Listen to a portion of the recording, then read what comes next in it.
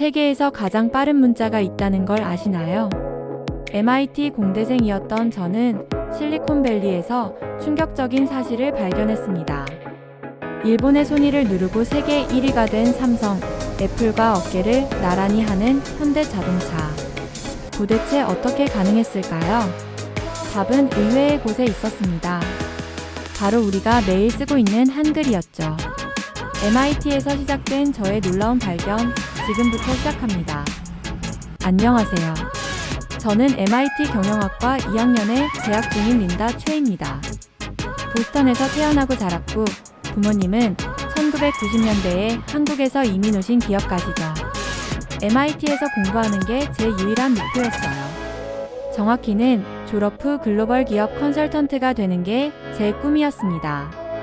그러던 어느 날 국제 경제 수업에서 아시아 경제에 대한 발표를 준비하게 됐어요. 별 생각 없이 자료를 찾아보는데 일본 유학생 사토 유키가 흥미로운 의견을 내놨습니다. 일본은 여전히 아시아 경제를 주도하고 있어. 한국의 성공은 일본을 모방한 것에 불과해. 순간 고개를 끄덕였다가 뭔가 이상한 느낌이 들었어요. 그래서 수업이 끝나고 도서관에서 자료를 좀 더 찾아봤죠. 이상하네. 제가 본 데이터는 사토 유키의 말과 달랐거든요. 삼성전자는 이미 일본의 손위를 앞질렀고 현대자동차는 도요타를 바짝 추격하고 있었어요. 특히 반도체 시장에서는 한국 기업들이 압도적이었죠. 단순한 모방으로 이렇게 될 수 있나? 의문이 들기 시작했습니다. PPT 자료를 만들면서 더 큰 의문이 생겼어요. 왜 한국 기업들은 이렇게 빠르게 성장할 수 있었을까? 특히 IT 산업에서 말이죠. 노트북 화면을 보며 한참을 고민했습니다. 내가 뭘 놓치고 있는 걸까? 데이터를 정리하면서 재미있는 패턴을 발견했어요. 1990년대 이후 한국과 일본의 성장 속도가 확연히 달랐거든요. 특히 디지털 전환 시대에 들어서면서 그 격차가 더 벌어졌습니다. 완벽주의자인 제 성격상 이런 논리적 불일치는 참을 수 없었어요. 그래서 도서관에서 밤을 새워가며 자료를 찾아보기 시작했죠. 한국의 경제 성장이 단순한 모방이 아니라면 도대체 어떻게 이런 성과를 낼 수 있었던 걸까? 그러다 우연히 발견한 한 논문이 제 눈을 사로잡았습니다. 디지털 시대의 문화적 코드. 한국과 일본의 차이. 제목부터 흥미로웠어요. 이 논문은 경제적 차이를 단순한 산업 구조의 문제가 아닌 더 근본적인 곳에서 찾고 있었거든요. 처음으로 한국에 대해 진지한 호기심이 생겼습니다. 그동안 당연하게 여겼던 것들이 사실은 당연하지 않을 수 있다는 생각이 들었어요. 이건 분명 흥미로운 연구가 될 것 같았죠. 노트북을 닫으며 결심했습니다. 이 수업을 그냥 평범한 과제로 끝내지 않겠다고요. 제가 찾은 이 미스터리를 끝까지 파헤쳐 보려고 해요. MIT의 도서관에서 한국이라는 나라가 어떻게 세계 경제의 중심에 서게 됐는지 그 비밀을 밝혀내고 싶습니다. 저는 밤늦게까지 도서관에서 한국과 일본의 경제 성장을 비교하는 자료들을 찾아봤어요. 그런데 놀라운 사실들이 계속해서 나왔습니다. 처음엔 제 눈을 의심했죠. IMD 국가 경쟁력 순위를 보니 1995년에는 일본이 4위, 한국이 26위였어요. 하지만 2020년에는 상황이 완전히 달라졌더군요. 한국이 23위로 올라섰고 일본은 34위로 떨어졌습니다. 이게 정말 맞나? 데이터를 몇 번이고 다시 확인했어요. 더 충격적인 건 국제신용평가였습니다. S&P, 무디스, 피치. 세계 3대 신용평가기관 모두가 한국의 국가신용 등급을 일본보다 2단계나 높게 평가하고 있었어요. 제 노트북 화면을 빤히 보며 한참을 생각에 잠겼죠. 1990년만 해도 한국은 세계 17위, 일본은 당당히 2위의 경제대국이었습니다. 그런데 2020년 한국은 10위까지 올라섰고 일본은 3위로 떨어졌어요. 격차가 이렇게나 줄어들 수 있다는 게 믿기지 않았죠. 특히 눈에 띈 건 1인당 GDP였어요. 물가와 환율을 반영한 실질 구매력 기준으로 2018년에 한국이 일본을 추월했다는 사실을 알게 됐습니다. 수출액도 일본에 80% 수준까지 따라잡았더군요. 하지만 모든 게 장밋빛은 아니었어요. 과학기술 분야의 데이터를 보면서 새로운 의문이 생겼습니다. 노벨 과학상 수상자를 보니 일본은 24명인데 한국은 아직 한 명도 없었거든요. 소재 부품 분야의 대일 무역 적자도 오히려 증가하고 있었죠. 이 자료들을 정리하면서 사토 유키의 말이 떠올랐어요. 한국의 성공이 일본을 모방한 것에 불과하다고? 데이터는 정반대의 이야기를 하고 있었습니다. 지난 30년간 한국은 독자적인 성장 경로를 만들어 왔더군요. 특히 디지털 산업에서의 성과가 인상적이었어요. 삼성전자는 이미 세계 최고의 메모리 반도체 기업이 됐고, 현대자동차는 전기차 시장에서 도요타를 바짝 추격하고 있었죠. 근데 이상한 점을 발견했어요. 한국 기업들이 새로운 시장에 진입하는 속도가 일본 기업들보다 훨씬 빨랐거든요. 예를 들어 전기차 시장에서 현대차는 빠르게 성장하는데 일본 기업들은 왜 이렇게 더딘 걸까? 자료를 찾다 보니 더 큰 의문이 생겼습니다. 단순히 산업 구조나 기업 전략의 차이일까? 아니면 더 근본적인 뭔가가 있는 걸까? 그때 제 눈에 띈 한 문구가 있었어요. 디지털 전환 시대의 문화적 차이. 밤이 깊어가고 있었지만 저는 졸음도 오지 않았습니다. 뭔가 중요한 것을 발견하고 있다는 느낌이 들었거든요. 그래서 MIT의 한인 교수님을 찾아가 보기로 결심했어요. 이 수수께끼를 혼자서는 풀 수 없을 것 같았거든요. 제가 찾아간 박진호 교수님의 연구실은 MIT 슬론 경영대학원 4층에 있었어요. 문을 두드리자 차분한 목소리가 들렸습니다. 들어오세요. 박진호 교수님은 제 이야기를 관심있게 들으셨어요. 한국과 일본의 경제 성장 격차, 특히 디지털 시대에서 더욱 벌어지는 차이에 대해 설명드렸죠. 교수님, 도대체 그 이유가 뭘까요? 교수님은 잠시 생각하시더니 컴퓨터 화면을 제게 보여주셨습니다. 화면에는 한글과 일본어로 된 문서가 나란히 있었어요. 린다. 이 두 문서의 차이점이 보이나요? 순간 당황스러웠어요. 저는 한글도 일본어도 읽을 줄 몰랐거든요. 죄송하지만 잘 모르겠습니다. 그러자 교수님이 설명을 시작하셨죠. 한글은 세종대왕이 만든 과학적인 문자야. 자음과 모음이 규칙적으로 조합되는 논리적 체계를 가지고 있지. 반면 일본어는 한자와 히라가나, 카타카나가 혼재되어 있어서 정보 처리 속도가 느려. 저는 여전히 이해가 잘 안 됐어요. 그게 경제 성장과 무슨 관계가 있나요? 교수님은 이번에는 키보드를 보여주셨습니다. 한글은 키보드로 입력할 때 자음과 모음의 조합만으로 모든 글자를 만들 수 있어. 하지만 일본어는 수천 개의 한자를 변환해야 하지. 이건 단순한 타자 속도의 문제가 아니야. 사고방식의 차이를 만들어내. 그제서야 뭔가 감이 왔어요. 아, 그래서 디지털 시대에서 차이가 더 커진 건가요? 교수님은 고개를 끄덕이셨습니다. 맞아. 컴퓨터 시대에서 정보 처리 속도는 매우 중요해. 한글은 디지털 환경에 최적화된 문자야. 프로그래밍 할 때도 데이터를 정리할 때도 한글로 생각하면 더 빠르고 효율적이지.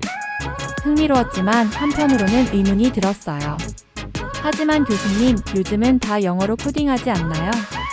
그렇지만 생각하는 방식이 중요해. 한국의 엔지니어들은 한글의 논리적 체계에 익숙해져 있어서 새로운 개념을 받아들이고 재구성하는 속도가 빨라. 이건 기업의 의사결정 속도에도 영향을 미치지. 교수님의 설명을 들으며 제 머릿속에서 퍼즐 조각들이 맞춰지기 시작했어요. 한국 기업들이 새로운 시장에 빠르게 적응하는 이유, 디지털 전환이 더 빠른 이유가 이해되기 시작했죠. 그럼 일본의 침체는?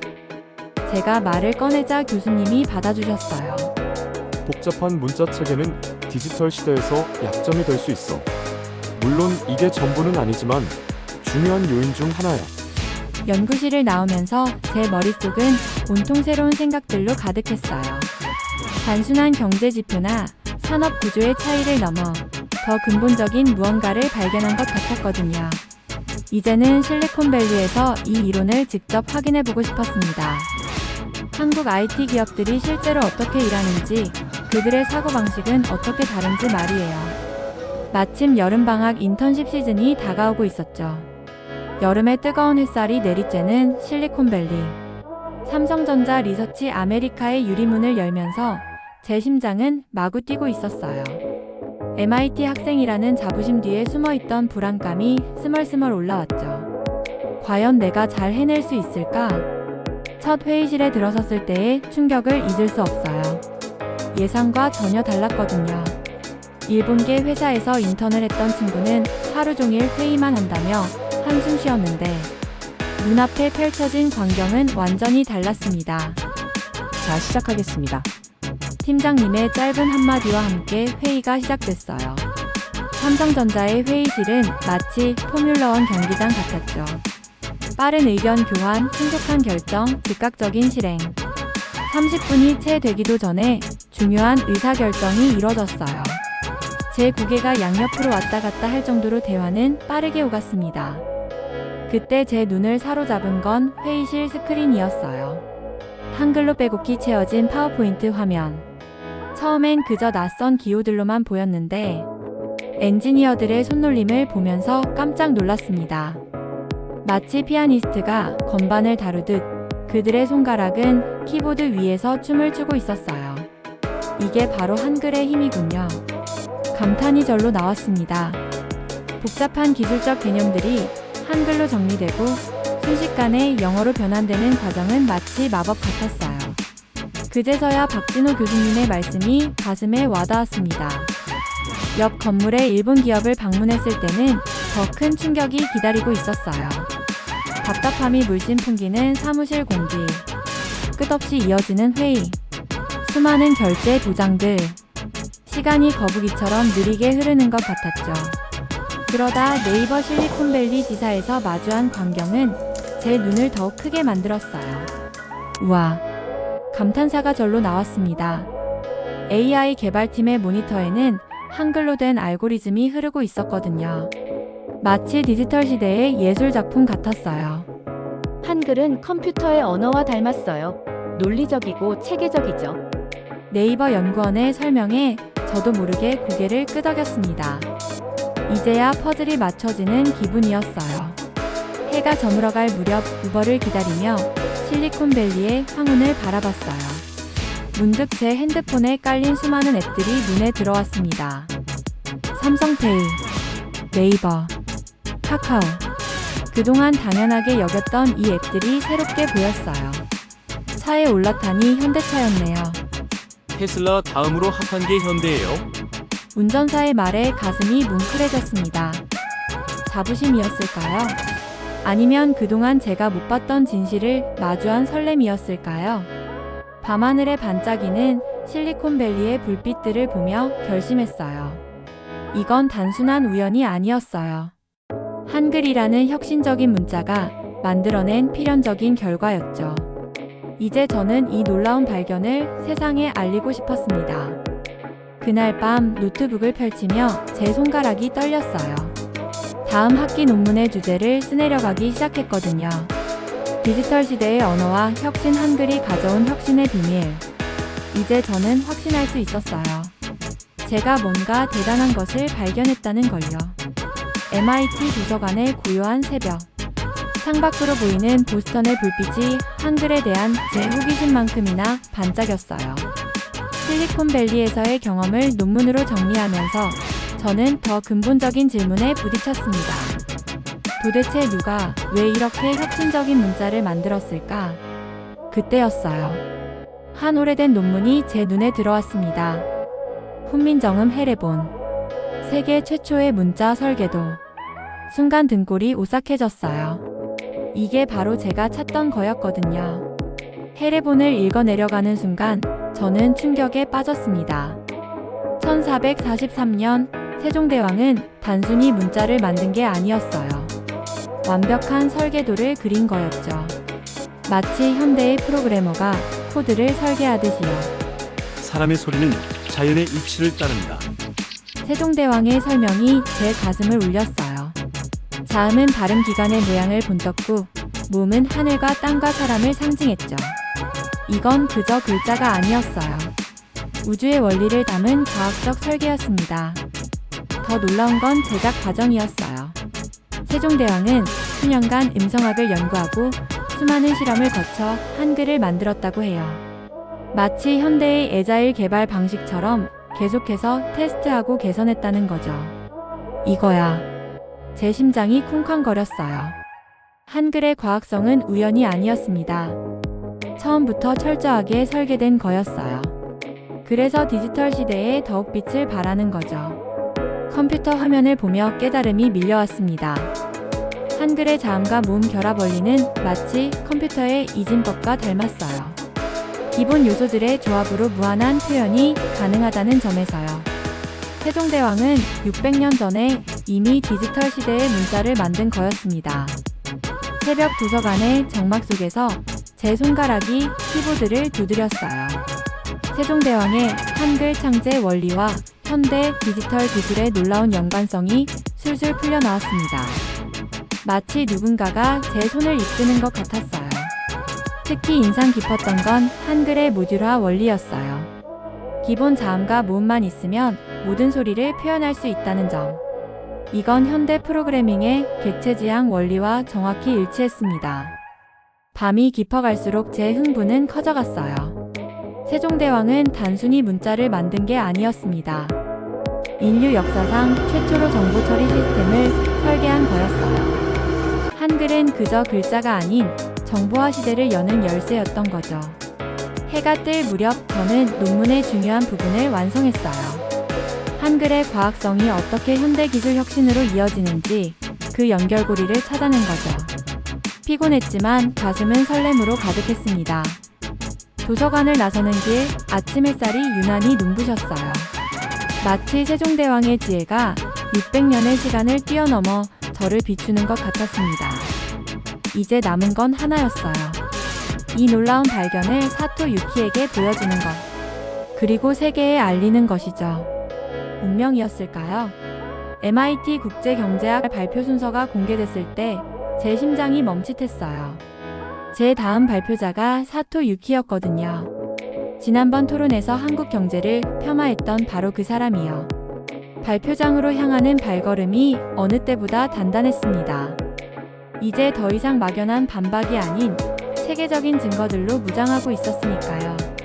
노트북에는 제가 발견한 모든 것들이 정리되어 있었죠. 오늘 저는 문자 체계가 디지털 혁신에 미치는 영향에 대해 발표하겠습니다. 제 목소리에는 떨림이 없었어요. 스크린에는 한글과 일본어의 정보 처리 속도 비교 그래프가 떴습니다. 청중들의 눈빛이 달라지기 시작했어요. 특히 데이터 입력 속도와 코딩 효율성 비교 부분에서는 작은 탄성이 들렸죠. 한글의 모듈화 원리가 어떻게 프로그래밍 사고방식과 연결되는지 설명할 때는 사토 유키의 표정도 긴장된 듯 보였어요. 실리콘밸리의 사례를 보면 제가 인턴십에서 경험한 내용을 설명하자 청중들은 더욱 집중했습니다. 한국 기업들의 빠른 의사결정 속도, AI 개발에서의 한글 활용 사례. 모든 게 새로운 발견이었나 봐요. 결정타는 세종대왕의 과학적 설계 원리였습니다. 600년 전에 이미 디지털 시대에 최적화된 문자가 설계됐던 거예요. 이 말을 하는 순간 교수님의 눈빛이 반짝였어요. 발표가 끝나고 질문 시간. 사토 유키가 손을 들었습니다. 순간 강의실의 공기가 얼어붙는 것 같았어요. 하지만 그의 질문은 제가 예상한 것과 달랐습니다. 그렇다면 일본이 디지털 전환에서 뒤처지는 건 우리의 문자 체계 때문이라고 보는 건가요? 그의 목소리에는 적대감 대신 진지한 호기심이 묻어났어요. 그것만은 아닐 거예요. 제가 대답했습니다. 하지만 언어가 사고방식을 만들고 그 사고방식이 혁신 속도에 영향을 미치는 건 분명해요. 우리가 협력한다면 서로의 장점을 배울 수 있지 않을까요? 강의실에 잠시 침묵이 흘렀어요. 그리고 예상치 못한 일이 벌어졌습니다. 사토 유키가 박수를 치기 시작한 거예요. 이어서 다른 학생들도 교수님도 박수를 쳤죠. 발표가 끝난 후 사토 유키가 다가왔어요. 그의 표정이 달라져 있었습니다. 린다, 솔직히 말하면 사토 유키가 잠시 말을 멈추더니 깊은 한숨을 내쉬었어요. 처음엔 내 연구를 그저 한국을 옹호하기 위한 것이라고만 생각했어. 하지만 오늘 발표를 들으면서 내 생각이 얼마나 편협했는지 깨달았어. 제 눈이 커졌습니다. 사토 유키가 계속 말을 이어갔어요. 특히 한글의 모듈화 원리와 디지털 시대의 연관성 정말 놀라웠어.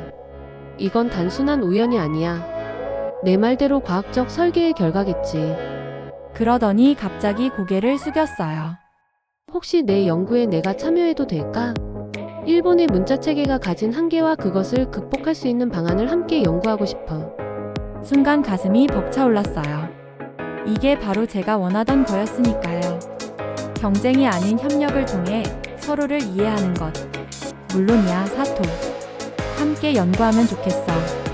그렇게 우리는 손을 맞잡았습니다. 이제 한국과 일본의 문자 체계를 비교하는 것을 넘어 두 나라의 장점을 결합한 새로운 디지털 혁신 모델을 만들어 볼 수 있을 것 같았어요. MIT 교수 회의실. 심사위원들 앞에서 제 논문인 한글이 디지털 시대의 사고를 어떻게 변화시켰는가를 발표하는 날이었어요. 떨리는 마음을 진정시키며 발표를 시작했습니다. 한글은 단순한 문자가 아닙니다. 디지털 시대를 예견한 혁신의 설계도였어요. 첫 문장을 던지자 심사위원들의 시선이 모아졌습니다. 이제 제가 준비한 모든 증거들을 보여줄 차례였죠. 실리콘밸리의 현장 데이터, 프로그래밍 언어와 한글의 구조적 유사성, 인공지능 개발에서의 한글 활용 사례. 제가 몇 달간 모은 자료들이 하나하나 스크린에 떴어요. 특히 사토 유키와 함께 연구한 한일 기업의 의사결정 속도 비교는 심사위원들의 눈길을 사로잡았습니다. 놀랍군요. 한 심사위원이 말했어요. 문자 체계가 기업 문화와 혁신 속도에 영향을 미친다는 건 생각지도 못했네요. 다른 심사위원도 고개를 끄덕였습니다. 그날의 발표는 예상보다 큰 반향을 일으켰어요. MIT 신문에 제 연구가 소개됐고 하버드 아시아 경제 컨퍼런스에서 발표 요청이 왔습니다. 하버드 컨퍼런스장은 가득 찼어요. 청중 속에는 실리콘밸리의 기업인들도 보였고 아시아에서 온 연구자들도 있었죠. 이번엔 더 큰 그림을 보여주고 싶었습니다. 디지털 혁신은 기술만의 문제가 아닙니다. 그 기술을 받아들이고 발전시키는 문화와 사고방식이 중요해요. 제 발표를 들으며 청중들은 열심히 메모를 했습니다. 특히 인상적이었던 건 일본 도쿄대학의 교수님 반응이었어요. 문자 체계가 혁신 속도에 영향을 미친다는 건 우리도 눈여겨봐야 할 부분이네요. 한일 간 협력 연구를 제안하고 싶습니다. 컨퍼런스가 끝나고 많은 분들이 찾아왔어요. 실리콘밸리 스타트업 대표는 제 연구를 AI 개발에 적용하고 싶다고 했고, 한 글로벌 컨설팅 회사는 인턴십을 제안했습니다. 하지만 제 마음을 가장 설레게 한 건 다른 거였어요. 한국과 일본의 기업들이 서로의 장단점을 이해하고 협력하는 계기를 만들었다는 거죠. 이제 경쟁이 아닌 협력의 시대를 이야기할 수 있게 된 겁니다. 그날 밤 도서관으로 향하는 길에 별들이 유난히 반짝였어요. 제 연구는 끝이 아닌 시작이었습니다. 이제 한글의 혁신성을 전 세계에 알리고 이를 통해 새로운 협력의 길을 열어가고 싶었어요. 노트북을 펴고 다음 연구 계획을 적어 내려갔습니다. 한글과 디지털 혁신, 아시아 경제 협력의 새로운 패러다임. 이제 저는 확신할 수 있었어요. 제가 찾은 건 단순한 학술적 발견이 아닌 미래를 바꿀 수 있는 열쇠라는 걸요. 차가운 겨울바람이 MIT 캠퍼스를 스쳐 지나가던 어느 날이었어요. 졸업을 앞두고 진로를 고민하던 제게 뜻밖의 제안이 들어왔습니다. 하버드 비즈니스 스쿨의 아시아 디지털 혁신 연구소에서 온 제안이었죠. 린다의 연구는 한일 경제 협력의 새로운 패러다임을 제시했습니다. 연구소장님의 목소리가 전화기 너머로 들려왔어요. 우리와 함께 이 연구를 확장해보지 않겠어요? 가슴이 뛰었습니다. 제가 꿈꾸던 바로 그 기회였거든요. 그동안의 기억이 스쳐 지나갔어요. MIT 도서관에서 밤새워 자료를 찾던 순간들, 실리콘밸리에서의 놀라운 발견들, 사토 유키와 함께 연구하며 나눈 뜨거운 토론들, 연구소 사무실에 들어서자 놀라운 광경이 펼쳐졌어요. 한국과 일본의 IT 기업들이 협력하는 프로젝트 자료들이 벽면을 가득 채우고 있었죠. 그 중에는 제 논문도 있었고요. 앞으로는 경쟁이 아닌 협력의 시대가 올 거예요. 연구소장님이 말씀하셨죠. 린다의 연구가 그 가교 역할을 할 수 있을 것 같아요. 책상에 앉아 새로운 연구 계획을 세우는데 문득 울컥했어요. 처음 MIT에 왔을 때만 해도 저는 그저 성공만을 쫓는 완벽주의자였습니다. 하지만 이제는 달라졌어요. 사토 유키에게서 온 메시지를 확인했죠.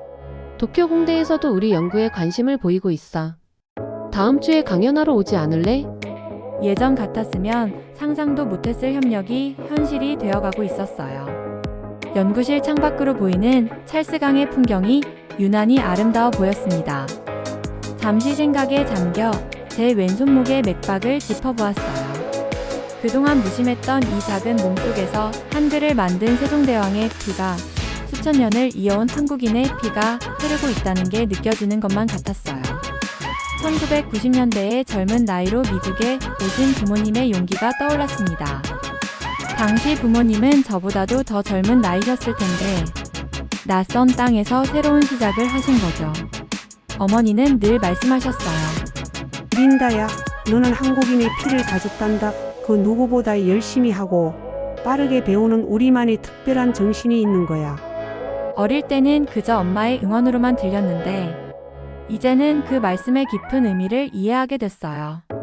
우리 안에 흐르는 혁신의 DNA, 그것이 바로 한글이라는 과학적 산물로 증명되고 있었던 거죠. 전화기에서 알림이 울렸어요. 다음 주 서울에서 열리는 디지털 혁신 포럼 초청 연사로 초대받았다는 내용이었습니다. 가슴이 설렜어요. 이제 제가 발견한 한글의 비밀을 그 탄생지에서 이야기할 수 있게 된 거니까요. 새로운 연구 제안서를 작성하면서 미소가 지어졌습니다.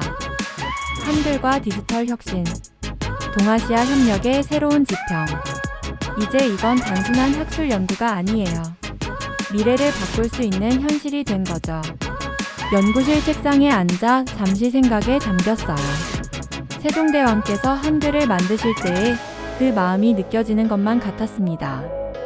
누구나 쉽게 배우고 사용할 수 있는 문자를 만들겠다는 그 혁신적인 생각이 600년이 지난 지금 디지털 시대에서 더욱 빛나고 있다는 사실이 경이로웠어요. 이제 저는 당당히 말할 수 있어요. 제 뿌리가 얼마나 자랑스러운지, 제 핏줄 속에 흐르는 한국인의 정신이 얼마나 특별한지를, 그리고 앞으로도 이 자부심을 가지고 한글의 우수성을 연구하고 알리는 일에 제 삶을 바치고 싶습니다. 석양이 MIT 캠퍼스를 물들이는 것을 보며 미소 지었어요. 이제 시작이에요. 한글이라는 위대한 유산을 지키고 발전시켜 나갈 제 여정의 진정한 시작인 거죠. 제 혈관 속을 흐르는 한국인의 피가 더욱 뜨겁게 느껴지는 순간이었습니다. 우리 한글의 위대함을 마주하시니 어떠신가요? 이 위대한 문자와 함께하는 한국은 미래는 아주 밝을 것 같습니다. 이 감동적인 사연으로 한국인의 긍지를 다시 한번 되새기기를 바라며 구독과 좋아요, 알림 설정은 좋은 영상 제작에 큰 힘이 됩니다. 함께 해주셔서 감사합니다.